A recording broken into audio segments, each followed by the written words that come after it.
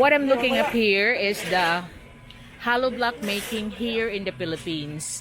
You know, I have already featured this before, but I still got a lot of people requesting. So in here, they got the number 4, 4 na imuhaga no, number 4 machine, 4-inch hollow block machine over here. And they have one mix point.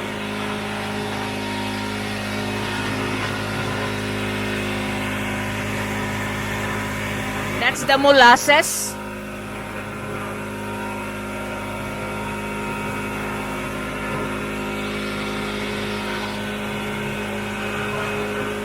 This is where I get my hollow blocks now because they are better quality than the one where I used to get it from.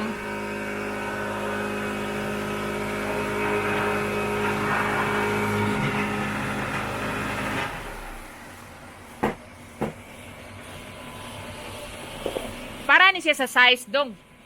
Kani nga mix. Oh, so this is for the 6-inch hollow blocks. And this is how they make it. Mutanaw ko ha. So that's the machine for the 6-inch. We'll only be making 4 in every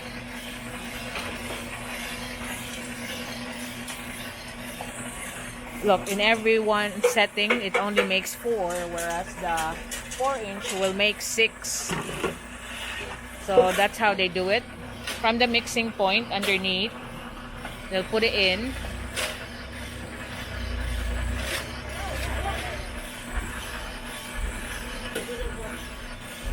Oh. Before it runs over here.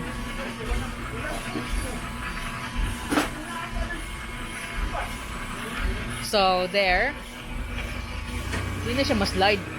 Oh, that's the sand that they're using to mix the hollow blocks.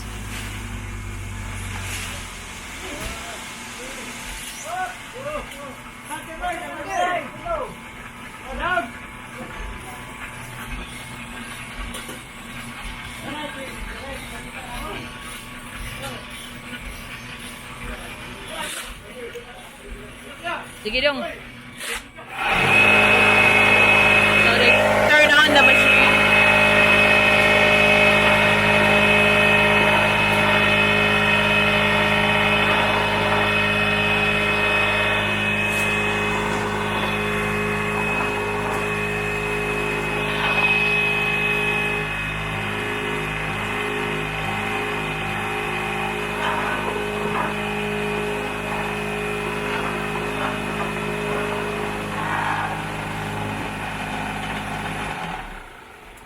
Off and then smack it a few times, then the blocks are ready. Pila ka buok imong mahiman sa kadlaw dong?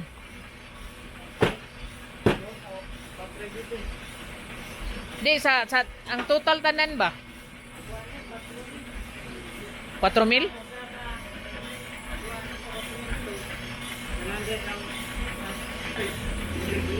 1,200 di ay? 1 usa ka simento, 100 ka buok.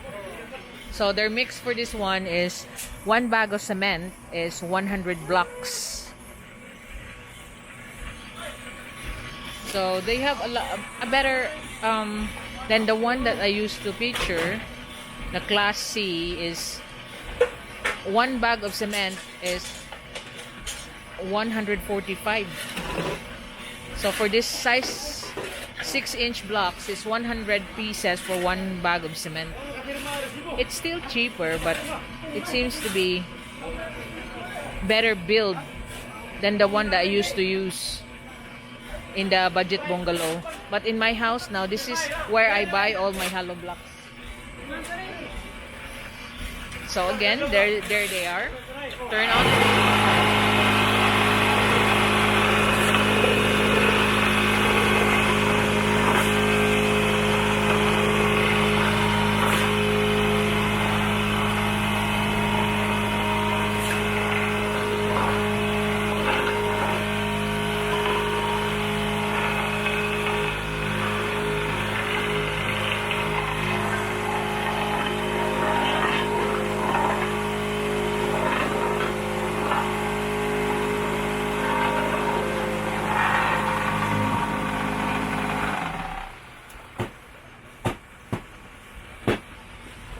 where they mix it. Sa usa ka mixan dong, pila ka buok sako nga bas? Pila ka sakong bas? Estimate ra ninyo? Asa man nga namoy sukdanan? So they just estimate there's the line that they estimate to how many sands that they put in. Unya inanaga niya, usa ka semento ni ani, usa tunga. So this is like half a sack of cement. Nya pila ka molasses dong, pila kay nani?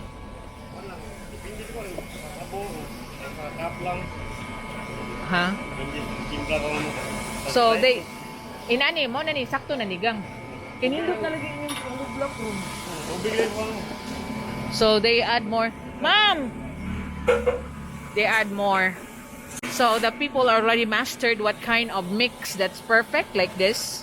They have 2 cups of hollow block molasses, and then they just adjust the mix with the water that it will get this consistency.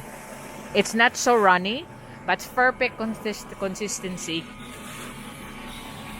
So the owner is our former barangay captain here in Pulang Batu. Ang 4 dong pila sa usa ka sako.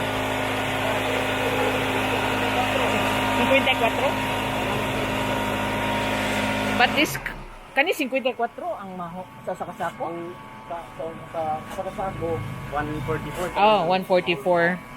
So, 1 sack for number 4-inch hollow block is 144 ang the result for 1 sack mix with the sand. But you can see they're also having the right kind of sand. That's the sand that they're using. The one we're looking at here on the back. So, look at the mixing of it now.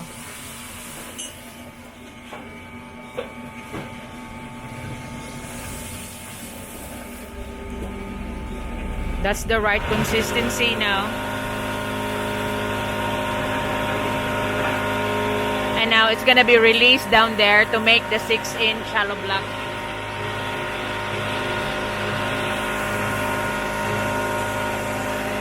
So they dry it all.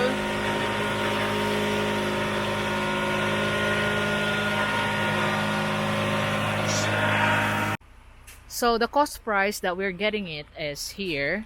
The 6-inch hollow blocks is $10.50 pick up, whereas the 4-inch is $8.50 pick up. And for people that's asking the width and the inches, so the width of the hollow blocks, it matters. This is 4-inch, the other one is 6, but it's all the same. The one that's asking me, the 16-inch here and 7-inch length.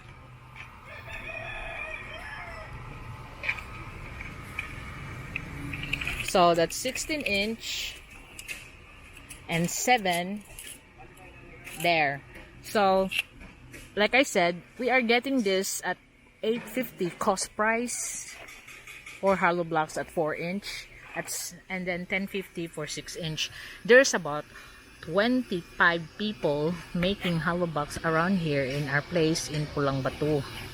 There's a lot of people improving their homes and they are cementing it, so hollow blocks are quite popular now as business.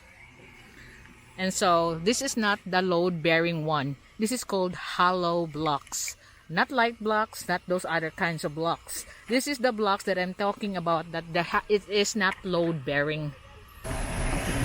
There you can see there's a lot of people making hollow blocks here in our village because it is a very profitable business, as a lot of people trying to improve their house, making it stronger by using hollow blocks.